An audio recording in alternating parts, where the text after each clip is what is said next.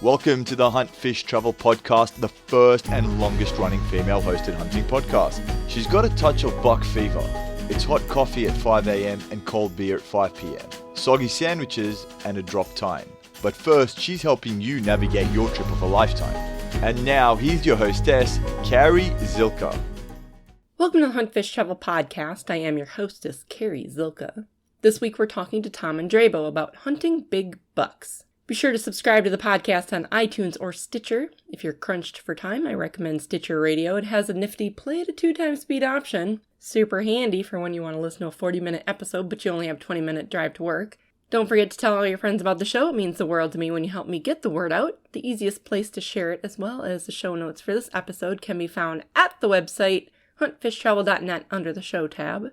Or the direct link is www.cz.net/EP143. This episode is brought to you by Real Avid. If you're looking for my favorite shotgun tool, check it out at realavid.com. It's also brought to you by Cryptic. Cryptic Outdoors has probably one of the best outdoor women's camo lines that I've ever seen. I recently got a few items and I put them on, and number one, it's like butter. It feels like it's so soft and quiet. It fits perfectly, and as a woman, that's pretty important. I'm really excited to get out this weekend for opening day and give it a shot. Welcome to the Hunt Fish Travel podcast. I am your hostess, Carrie Zilka. This week we're talking to Tom Indrebo of Bluff Country Bucks about hunting big bucks in Buffalo County, because that is my current favorite subject. Tom, welcome to the show. This is the first time I've had you on the podcast, isn't it? Yes. Mm-hmm. Well, that's crazy. Well, I'm glad that you are taking the time. Well, I'm glad to be on it. Why don't we tell the listeners a little bit about you and what you do? Well, we run an outfitting business, which started 25 years ago, and kind of all just took off on me. And it was an accident. I bought a place. I was losing hunting ground to leasing, and I bought a farm, and I was an avid bow hunter. And I thought, well, gee, if I don't buy some land, I'm not going to have a place to hunt. And ended up buying a farm, and the next year I had guys coming, knocking on the door, wanting to hunt, and one thing led to another, and I haven't hunted since I've been here. I get to hunt every day, but I haven't shot a deer. I hunt for everybody else, but we do take, probably around 25 Pope and Young deer every year, Pope and Young or Boone and Crockett, something, in the trophy category, and basically run an outfitting business, and I knew, what was fun for me when I went hunting, and I tried to make that for the hunters. Most of my hunters at this point have come back every year because they know there's big bucks here, and I work at it year round, basically, put in food plots and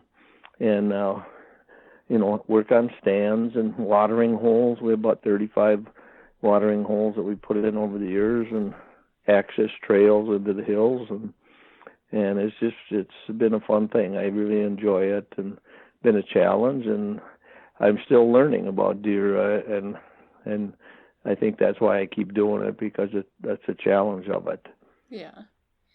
Well, and I can imagine that it's a total learning process as you go, because there's always different stuff happening and always new stuff to try. There's always new tactics coming out. And yeah, I guess that's a fun part of it for me, and I guess that's how I get my fun out of it, is what I learn about it. And I didn't realize it when I started doing this, as I often wondered, how can I get guys on, big deer and Pope and Young deer and Boone and Crockett deer.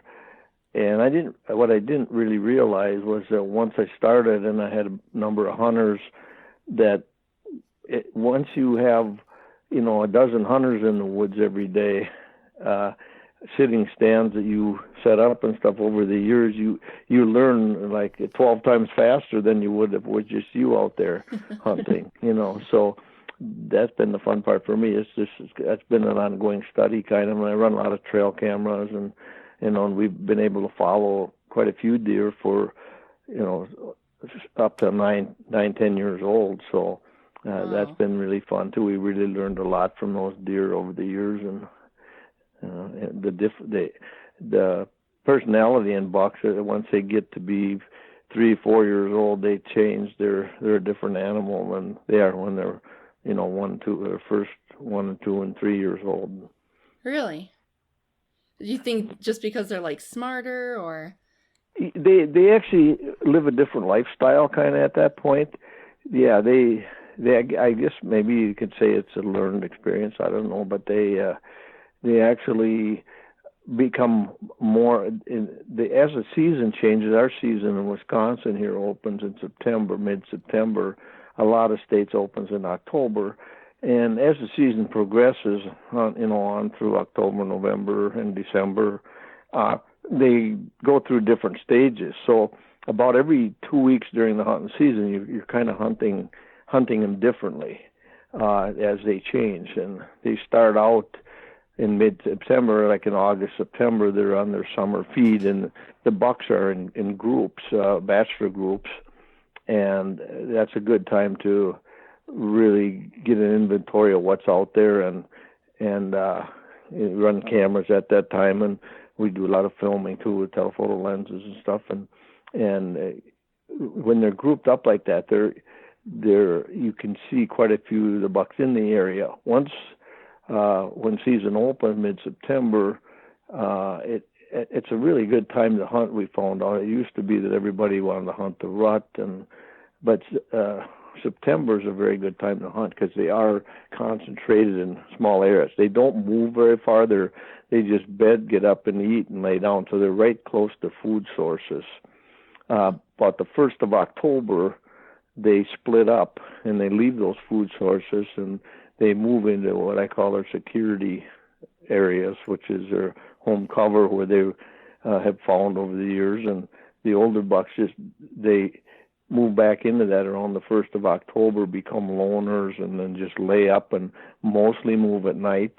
There's only a couple windows in October where those big ones come out, but the younger bucks go through a different transition at that time. They actually chase. What happens is some of the older does cycle about the middle of October, and it seems like over the experience over the years, the older bucks will hook up with those does that he has for several years before that, and she leaves scent in an area. Well, then the rest of October, the younger bucks smell that, and they just start digging up that area and making scrapes and rubs, and that's how hub scrapes develop, where there's quite a few bucks working in a certain area where they almost get to be like trails in there, like spokes of a wheel, because they use it so much.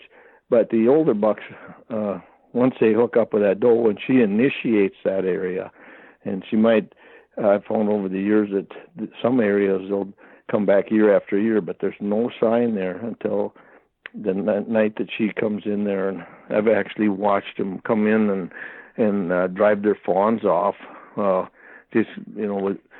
actually knock them right on the ground and get on their back feet and drive them away from them, and then urinate in the scrape, and then the big one hooks up with her, but he never comes back there till almost the end of October. In the meantime, all the younger bucks scent that and come in there and keep working it up. So that's when you're hunting, you see a lot of sign in an area, a lot of scrapes and stuff, and most hunters get pretty excited over that because in October, big black fresh scrapes and numbers of them, in especially primary scrape areas, there is a lot of bucks using that, but they're younger bucks.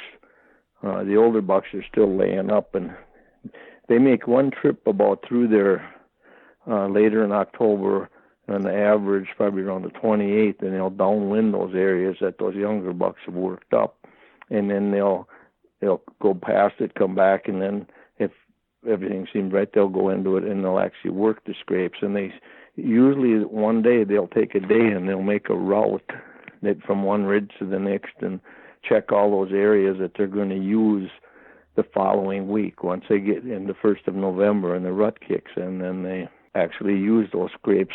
When they leave the first doe, they get right back on that route and they come in and downwind those scrapes that they'd worked up a week before.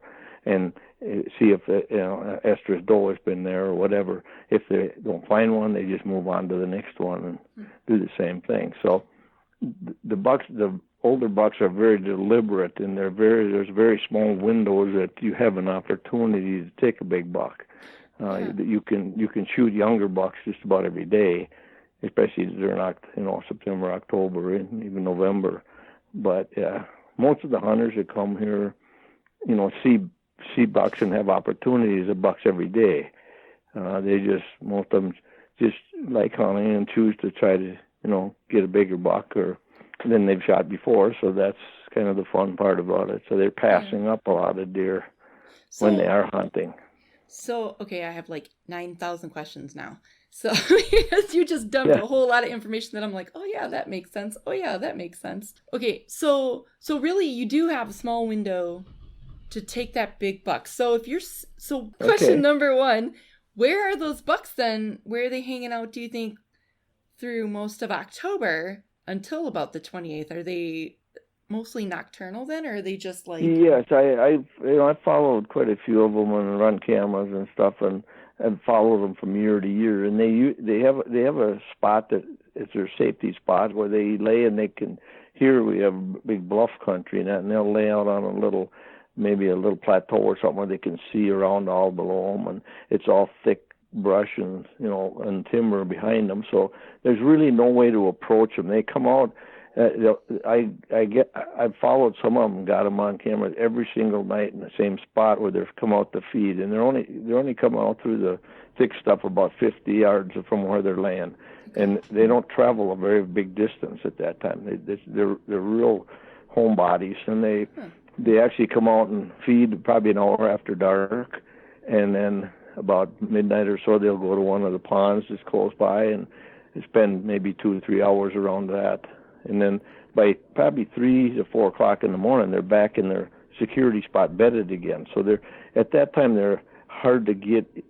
There's no way to get to them without bumping them, and they have escape routes that they go, and you might not ever even see them or whatever. But sometimes you can find those bedrooms, so to speak, or safety spots they lay in early in the year when all the leaves are off, like about turkey hunting time or something. I do a lot of scouting then, and you can find those spots and kind of see where they come in and go out of those spots, and you're on a real big buck or an older deer. Those windows are, I would say that the one day, and it's usually right around the October 26th. It seems like where they're on the feet moving, and actually. How I caught on to that with a lot of the world-class bucks that have been hit by cars in Illinois and Minnesota and different states were hit on the 26th about 1 o'clock in the afternoon, midday, and I thought, that's kind of a coincidence. And over the years, I used to keep records on all that stuff on big bucks, and there was kind of a window there where the bigger ones were moving at that time, and I was wondering why, really, and then it started to make sense after years of really, studying them. And would it make sense then to find? So say you have a new hunter coming in. How do they know which buck is the mature or the dominant buck that's living in that area? Because if you're seeing a bunch of bucks every day and they're good-sized shooter bucks, but how do you know that there's a bigger one? Is there a way to tell, do they leave certain sign behind? If you look at the season, I'll say one other thing here, that a lot of the bucks, if the guy's, running cameras on their properties, like throughout the summer and into the fall, all the bucks the majority of bucks, I would say 90% of them or more, that you would film in a bachelor group in the summer, come October, they might not be on your property. They might be 1 to 3 miles away, because when they break up and split up and return back to their home area, then they move there. They move out. So where you get those bucks on and are seeing them in the summer, they're relocating about October 1st, and so that's part of it. But then for a big buck, what will happen is that the bigger bucks are very much homebodies throughout October. Once the rut starts in November, then they hook up with does, and depending on how many does are in the area or your buck to doe ratio, if they don't have to go very far to find a doe, probably 80% of all the does are bred in a window in November of probably the 10th through the 15th. They're right in there. A large number of them are bred at that time. When it gets toward the end of that breeding time, where most of them have been bred already, there's only a few coming in, then those bucks are more vulnerable because the big bucks, they're on their feet, and they'll move 6 to 8 miles in a night, and they'll return back to their home area. But if they don't find the doe, they keep going. I've been able to follow some that I had on my camera and saw them at 4:00 in the afternoon right on my farm here, and had a friend shoot one 6 miles north of here the next day at 3:30 in the afternoon. Oh, and that was just before Thanksgiving, and the rut was just about winding down, and there wasn't a lot of does that were coming in anymore. So he just took off and he was going looking, so he just kept moving but that's a pretty common deal. So a bigger buck is probably more vulnerable toward the end of the rut. Okay. That's what I was just going to ask, if you thought that it would be better if you're really going after the dominant buck, the big one, probably have more of a chance towards the end of the rut than in the beginning. Do you think for a big buck? And the other thing is, if most people have a farm they hunt or a hunting spot that they hunt on, that's a time when a buck could come from miles away and show up on your farm. So you could just get lucky. Or in October, he's not going to show up there. He's going to be locked down in his home cover area. So then do you recommend, say you have a hunter who wants to take one doe and one buck in a year. Would you suggest they hunt the does earlier in the season or hunt the does later in the season? Well, it depends on what area they're in. It varies so much as the numbers of deer in areas. And, here there's a lot of deer, so it doesn't matter too much. Depending on if he doesn't have a lot of does on his property where he hunts, then I would try for that buck and use the rut and the doe to bring them to you, and then maybe harvest her later. If you have a lot of deer in the area, then it wouldn't hurt to take one early either. But I always look at it like that's really your bait for bringing in your deer when the rut kicks in. Sure, and you're just shooting yourself in the foot if you take her out of there, and then he's going to go somewhere else to find one. Yeah, that makes sense.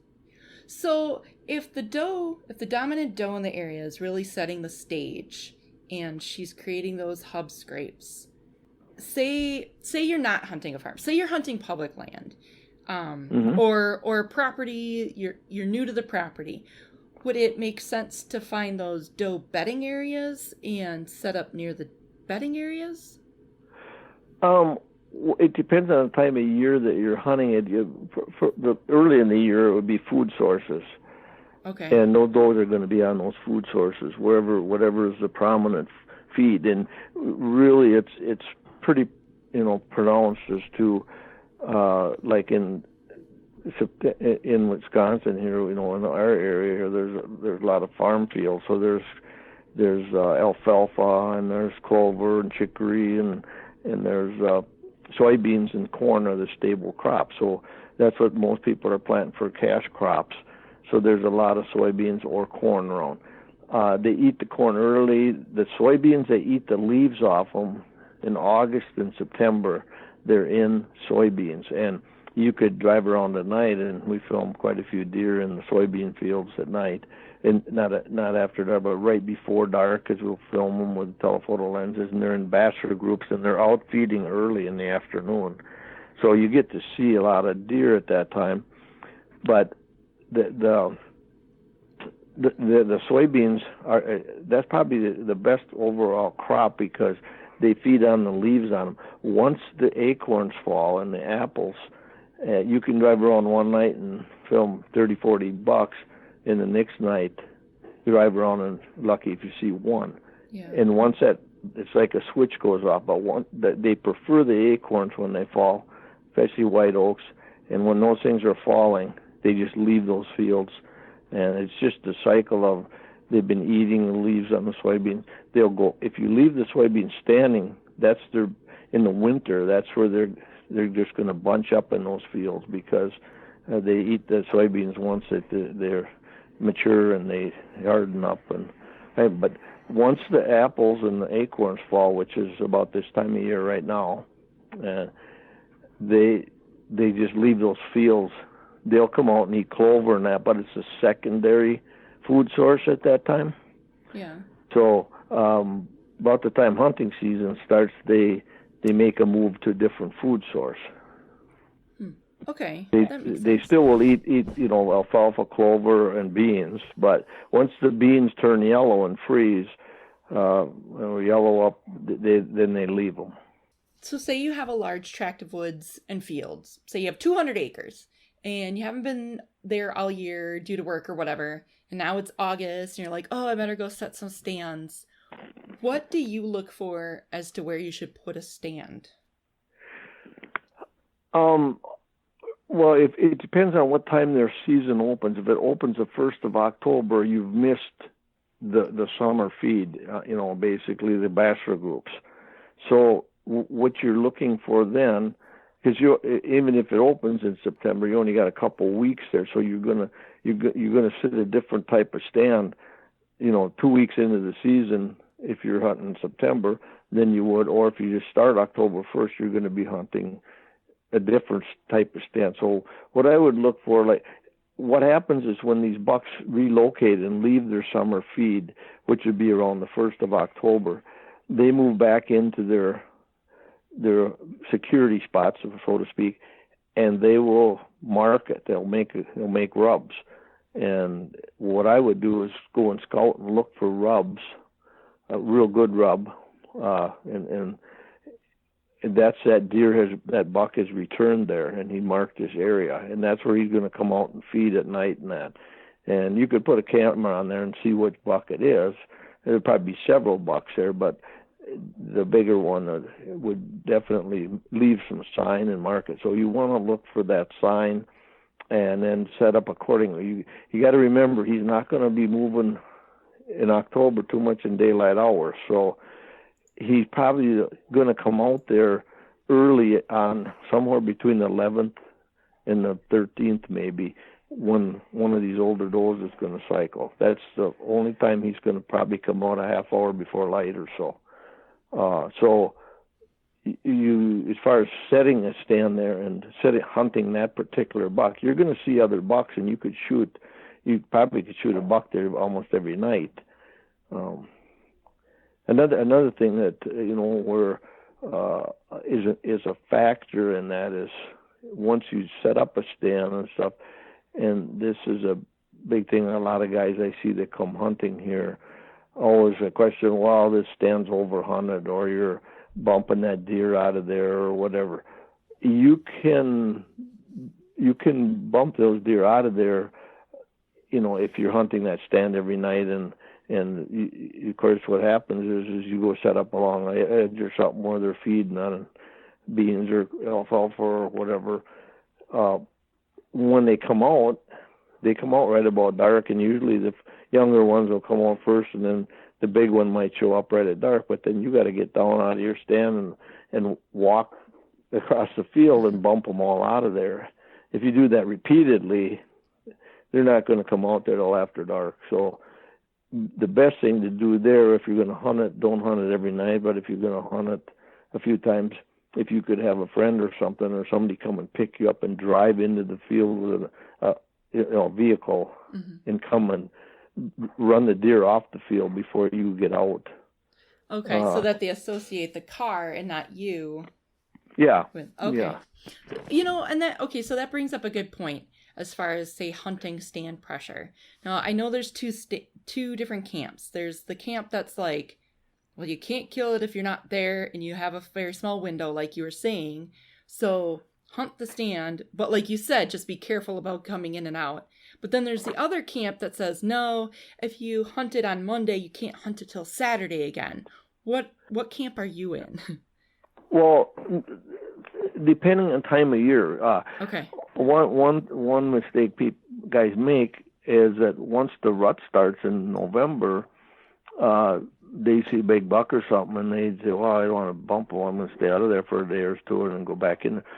He's there right then, and he has a one-track mind, and you're not going to drive him away from a doe or anything. So I have a stand that we've taken over 40 Pope and Youngs off him, and it's up on a big ridge system, and we put in a pond there, or just a watering hole with a small cat, and the guys have sat that. I had a guy come and he sat there, and everybody was in here eating and talking about the deer they saw, and he didn't say much. And then I asked him, I said, well, did you see anything? Yeah, he said, I saw 2 bucks and doe and 2 fawns, but they all looked up right at me and saw me, and they knew that stand was there. I think it's way over hunted. And I said, well, I've got about 300 tree stands out, and I said, that stand that produces, it's November, and bucks that are between does show up on that ridge to check it out, to looking for does that bed out there. So there's different bucks that come through there that have probably never been there all year. And I said that you can overhunt a stand early in the year, maybe in October or something, but in November, I want a guy in that stand every day, because we've had the 2 days that we took 3 Pope and Youngs on that stand, and it's like that's incredible when you think about it. But it's different bucks coming into this big ridge system looking for does, and invariably they're running. They're not looking for food. They don't eat. They run off about 40, 50 pounds, but they got a drink, so they go to that pond, and it's just a magnet for them. But you can't. You're really in November. You can't overhunt the stand. Excellent. That's so awesome to hear. Because there are some people who are fanatical about it. About that, yes, yeah. Awesome. So you have 300 stands. I was just going to ask you, like, is there such a thing as too many stands on a property? I'm guessing the answer is no. Here's another thing that most people don't think about is that once the rut starts, those are coming into heat on different ridges, and bucks get that scent, they start piling up on those does. So I've seen, it can probably be 7, 8 bucks with the doe before she's going to stand. So those bucks are just going nose on the ground looking for one. Well, so there's areas that all the bucks are in certain little spots where does are coming in. All the rest of the area becomes mostly dead areas, and the does usually will, at that time, they always drive their fawns off. So I tell guys that are hunting, I say, well, if you are sitting there and you see 2 fawns come in and start, or a fawn or 2 fawns just milling around, call me and I'll come pick you up, or get out and come back and we'll move you, because that's not where it's happening. Yeah. And the other thing is, the reason I have a lot of stands out too is different times of the year, like I say, about every 2 weeks it kind of changes. So the stands that are, we said early, in 2 weeks we don't use too much. Then we move to other stands. But having that many out, if you're using them right, and the advantage of being an outfitter is if I got a dozen guys out there, invariably 1 or 2 of them are going to be in a stand where a doe is coming into heat. All those bucks are piling up on it. What I do is try to get, if that happens, I try to get every guy that I got hunting around that area real close. So I fill up the stands in a spot that are, because she's not going to move very far, and all those bucks are going to be right with her. So she might only move 50, 100 yards in any direction, and you don't know what direction she's going to go, but she's going to be right there. And that's where all the bucks are going to be. So that's how we end up taking a lot of bucks. Because the trouble is during the peak rut, when a lot of does are coming in, guys will, if it's one guy just going out on his property and he's sitting there, he's sitting in one spot and it's all happening over the hill or somewhere else. He's not seeing any deer because they're all in another little spot. So my advice there would be, if he's going to hunt during the rut, the peak rut, when the does are getting bred, I would scout. I wouldn't just go sit a stand I had up. I would walk till I bumped into some deer, and then have a stand I could set up quick and just get in close to where they are, because they're going to mill back and forth. They're not going to leave they'll spot a very big spot at all. So you can actually bump bucks in at that time, and they're not going to leave that doe. That's a good point. Do you use deer decoys like Montana decoys? They have the doe and estrus decoy and stuff. Do you ever use them? Oh yeah. Do you? Yeah, and it's fun. That's a fun thing to do. Yeah, and you can, different times of year, different things too. And deer, like early in the year when they're in bachelor groups and feeding, basically. You could use a decoy and tickle some antlers, or if it's during the chase phase or right before that, when those bucks are probably middle of October, I've had fun, grunting in bucks.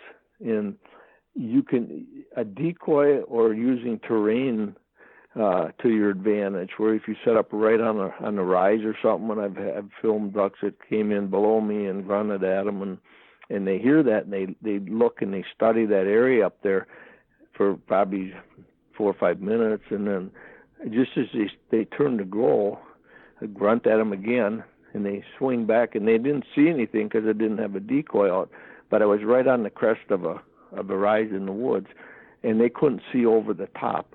So as soon as they heard that grunt again, he was just turning to leave. And as I grunted, he swung back and came right in and came up, because he thought, well, maybe they're just right over the top, But if you'd had a decoy up there, he would have come in and went right away when he heard it, Do you have more success with does or buck decoys? Like, say, during the rut. We'll just talk like during the rut. Well, you could use both, or even a bedded doe, or they will respond they'll come in on a buck decoy too, and they'll I've seen endless video and had it happen too, where they'll come in and just tear up the decoy, they'll just that would suck. You're like, hey, that sucker's expensive. Get away. And, they do have a one-track mind, too, so when they do that, I mean, it's hard you can holler at them and whatever, and it's hard to shock them out of when they're mad. Right. They're like, screw you, blonde girl. I'm busy. That's interesting. I don't really hear a lot of people talking about decoys, and I guess maybe because most of my friends hunt public, and there's no way in hell you would catch me with a deer decoy on public, of course. But I know people who use them swear by them. Yeah. I mean, they work both ways too. I mean, I've seen them spook deer just as much as they've attracted deer. Yeah. And I have a lot of hunters that use them here. I have a lot of decoys here, and they're if they want to use one, they're available for them here. And I just tell them that they can work to your advantage, or they can spook deer too. And we over the years we've videotaped them coming into decoys or decoy spooking them too. Yeah. Or just depends on the deer. Yeah, and it's the whole. I had one. I think Greg Miller one time was hunting there in the woods. We were rattling deer in across the valley, and when they heard the rattling and they looked, and I mean, it must have been a bigger buck around, because there was a bunch of deer out there feeding on the other side, and the kid come on, and they all put their tails down and turned legs and took off running, like, this other buck was going to come and beat the snot out of them, So. That's awesome.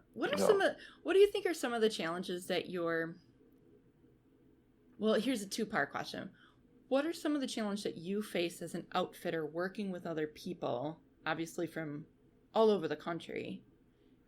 And what do you think are their biggest challenges?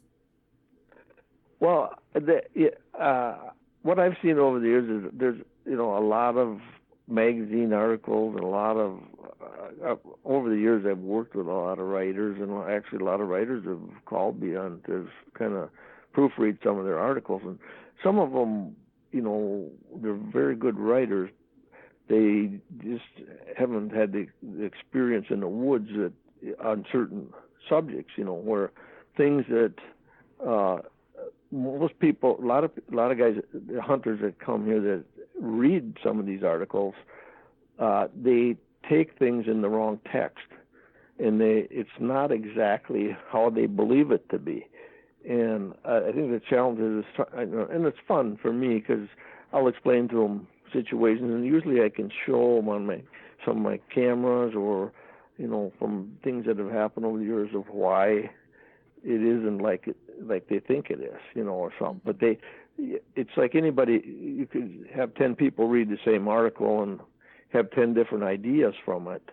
So a lot of them have preconceived ideas that really, they might be true in one sense, but in many other senses they're not exactly that way, where, things that, if you look at things that, like, one thing was like we put in these ponds and we basically caught on to that was seeing mud holes on these logging roads and stuff that were just pounded with tracks, and said, well, gee, if we put a pond in up on top of this ridge where there's no water and there's a good bedding area, these bucks are going to be in there during the rut looking for those, so they're going to have to go there and water. So that said, well, then we started hunting in early in September when it was warm out, and when we had real warm days, sometimes those ponds there was a lot of bucks on those ponds in the evening. Yeah. So, but then things that happened, like a crazy thing was one year for September and October, we had like 4 weeks we had no rain. And so the ponds, we always dug them deep enough so they wouldn't evaporate out, so there was always still some water left in there. And I thought, well, man, these are going to be hot spots because it hasn't rained for 4 weeks, and they're going to go to those ponds. And we were sitting them, and we weren't having any luck. They just weren't showing up there. And I was sitting filming myself one time, and I saw these 2 bucks come in the morning, and they were right under my tree, and I was zooming in on them, and they were licking the water off the leaves, oak leaves, that water droplets. Well, then I realized that what happened was that in the mornings in September and October, it was real foggy in the mornings, and the grass is wet, till 10, 11 o'clock, and that they were getting all the moisture off of the alfalfa and the clover and stuff they were eating at night. They didn't have to go to the ponds. And so the key there was the wind, because if it would have been windy, it would have dried out those fields at night, and it wouldn't have been all that heavy dew in the morning. Oh, sure. So with no wind, it was just foggy and heavy dew in the morning, and they'd gotten all the water they needed just all night from eating, so the ponds weren't hot. But if it would have been windy, then the ponds would have been hot. Yeah, gotcha. Oh, that makes sense. So in a situation like that, so you get up in the morning and you check the temperature and the wind, and you're like, all right, there was no wind last night, so everything's wet. Then do you go and just hunt those food sources pretty heavily? Depending on time of year it is, I'll say, okay. What time of year is it? Now this year, like here, a lot of this stuff reverts back to the spring, about like when you were here turkey hunting that time. A lot of years, several years, we've had years where everything greens up real early in nice, really real nice spring, and then it'll freeze out. Well, this year here too, all our most of the apple trees froze out, and sometimes we had years where the acorns, all the buds froze off the trees, like in end of April because it was warm early, and they all budded out, and then they froze right at a key time. So then in the fall there's no apples or acorns. So then that makes a big difference in the fall of what the spring was like as to what is your food sources. So then you just always keep that in mind. What are they eating? And, what time of year is it? So, that's the key is, the feed and whether the does are going to be on that feed. And then, of course, the rut is the other factor that they're going to go where those does are. So. What is your number one tip for late season bucks? So say a bunch of them, the dominant buck in the area or whatever the big buck has survived the rut, has survived gun season. What would be your number one tip for if you're going to chase them around Christmas?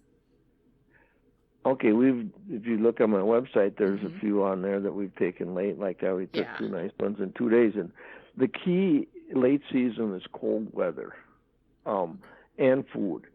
So cold weather drives them to food earlier. So if you got a pick cornfield or something or that they're feeding on and there's deer coming out there every night, the key temperature seems to be right around 10 degrees. And if it's 10 degrees several days in a row during the day, it's colder at night.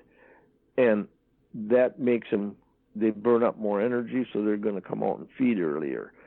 So they're not going to, a lot of times if it's maybe 20 degrees during the day, they're not out there till right after dark.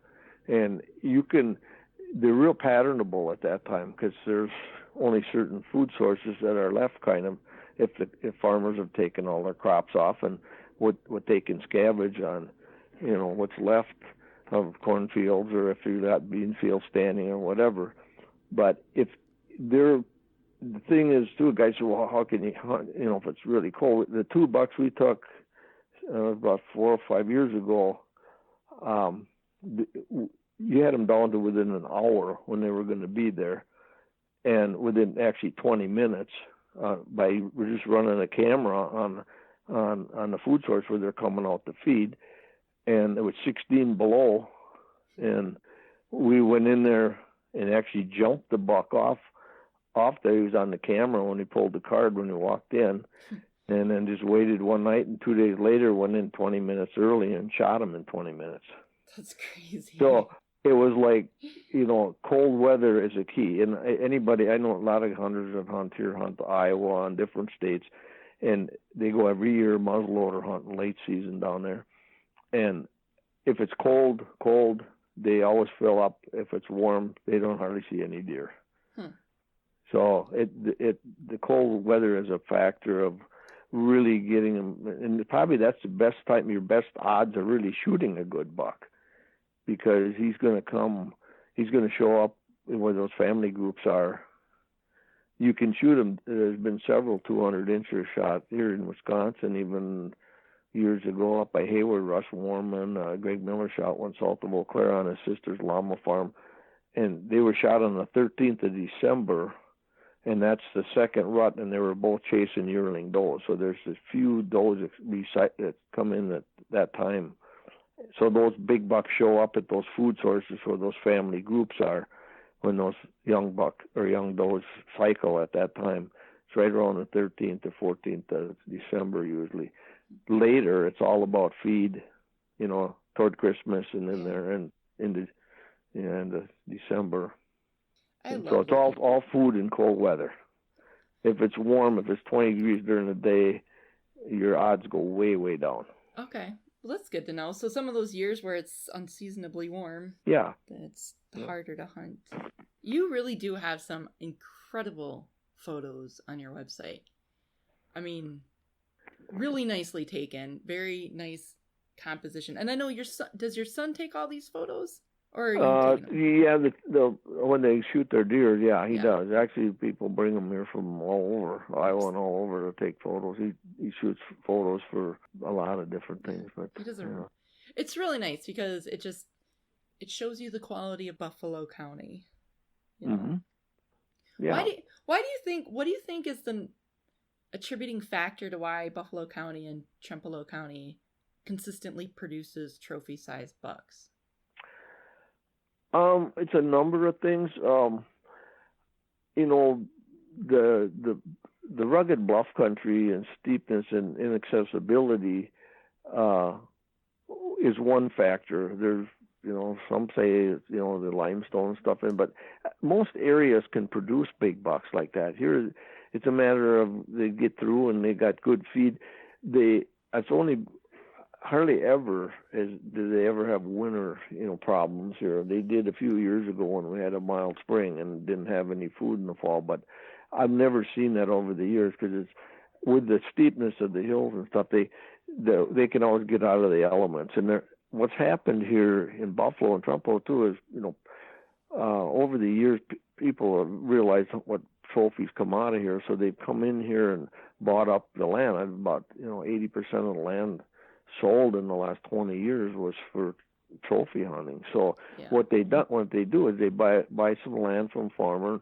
They go in and they put in plant tree plantations and they put in ponds and food plots, and a lot of these are all farmsteads that there's apple trees all over. So there's tons of feed here, so they got good nutrition, and they can get out of the elements in the valleys and stuff in the winter. So that's a factor. And then most of them started quality deer management, so they're passing up younger bucks, and they're not shooting anything until they get some age on it too. So that's why they're here, and that's why Buffalo actually produces double the Pope and Young and Boone Crockett, the book deer, every year in Boone Crockett and Pope and Young record books. It doubles the place it's in second place. So it's way above anything. Yeah. That's awesome. I know everybody dreams of hunting Buffalo County. The habitat here has increased dramatically since I moved down here 25 years ago, and at that time it was a lot of pasture land and little farmsteads. All those have grown over, and the people that bought land had come in there. They planted hundreds and hundreds of thousands of trees, acres of trees. Just the habitat has increased probably 10 times in the last 20 years here for what it was 20 years ago. So because everybody that bought land had just went in there and did that, and it's made it ideal for deer, kind of, So if someone wants to come and hunt Buffalo County, obviously we're going to recommend Bluff Country Bucks. Well, let me ask you, what's the farthest away that someone has come to hunt with you? Like, how far away have they come from? I have a couple that comes there. They've come 5 years from Slovenia, north of Italy. Oh my gosh, really?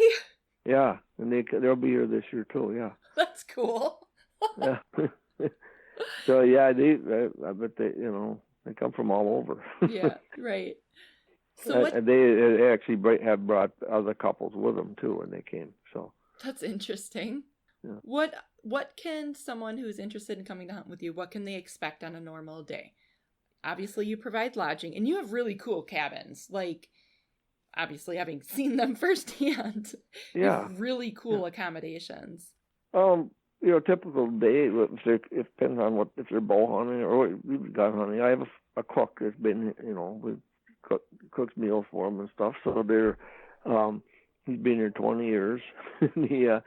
And so they come in the morning, have something light to eat, and we'll kind of go over where we, probably all the best spots we think are going to be good for that day, and kind of tell them why and show them maybe on a topo or an aerial photo of where they're going to go. And then we'll take them and get them on a trail that they can follow in with a flashlight, a bright eye trail or ribbons. And it depends on, we accommodate even, handicapped people too. So we can hunt, we have tree stands, we have ladder stands, we have box blinds, we have ground blinds, whatever they're comfortable with.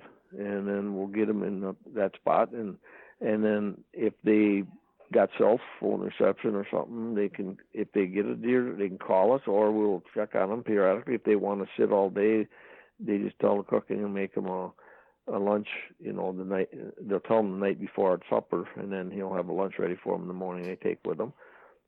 If they want to come in, he has a big brunch about 11:30 or so for them. They come back at night. We pick them up after hunting and come in and have a big supper, and then everybody gets to hear everybody's story for the day, which is kind of the fun, the camaraderie, I think, is why it's been the fun and success here, and why so many people come back. It's because they've gotten to know each other over the years of hunting here, and a lot of them became real close friends, and some of them come 3-4 times a year, not in the off season.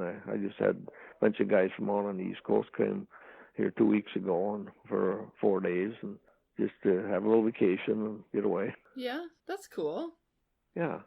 So now I know you offer obviously deer hunting, but you also offer turkey hunting. Let's talk a little bit about that. Okay, turkey hunting mostly, we used to do more hunts than we did, and of course you came turkey hunting. Mm-hmm. And I always have room for people to come turkey hunting.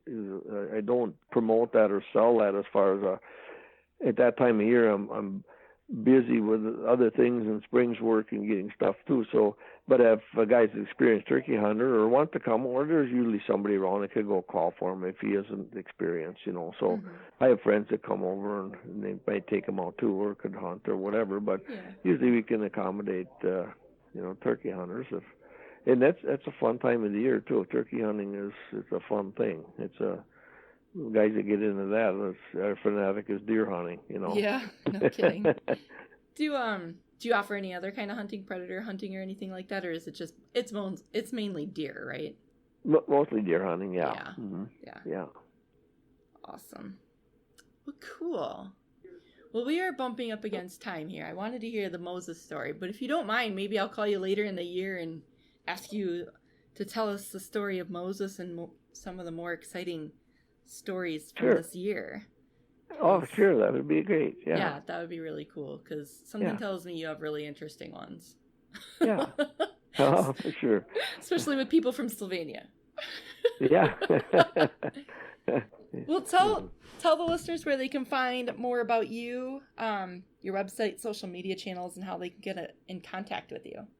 Okay, it's Bluff Country Outfitters.